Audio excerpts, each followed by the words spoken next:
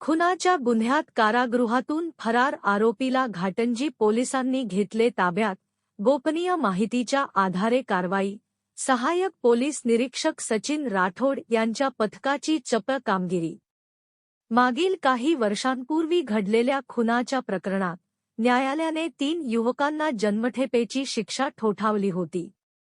त्याच प्रकरणातील आरोपी चेतन वासुदेव टेकाम हा दिनांक 19 एप्रिल रोजी मोर्शी कारागृहातून फरार झाला होता.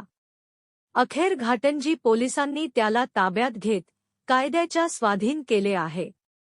मिळालेल्या माहितीनुसार खुनाच्या गुन्ह्यात शिक्षा भोगत असताना टेकाम हा मोर्शी येथील कारागृहातून निसटला होता. या घटनेनंतर पोलीस यंत्रणा सतर्क झाली होती. दरम्यान 2 दिवसांपूर्वी आरोपी घाटंजी शहरात असल्याची गोपनीय माहिती पोलिसांना मिळाली.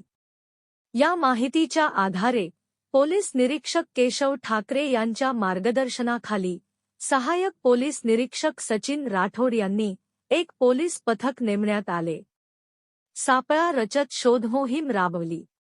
त्यांच्या नियोजनबद्ध व चपळ कारवाईमुळे कमी वेळातच फरार आरोपीला शिताफीने ताब्यात घेण्यात यश आले.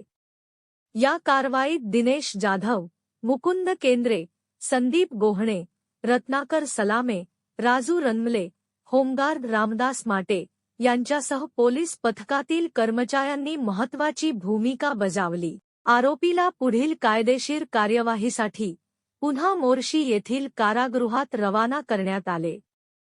या धाडसी कारवाईमुळे घाटंजी पोलिसांच्या कार्यक्षमतेची प्रचिती पुन्हा एकदा समोर आली असून कायदा व सुव्यवस्था अबाधित राखण्यासाठी पोलीस सज्ज असल्याचा विश्वास नागरिकांमध्ये निर्माण झाला आहे. प्रतिनिधी मुझम्मिल पटेल, न्यूज 24, आपकी आवाज.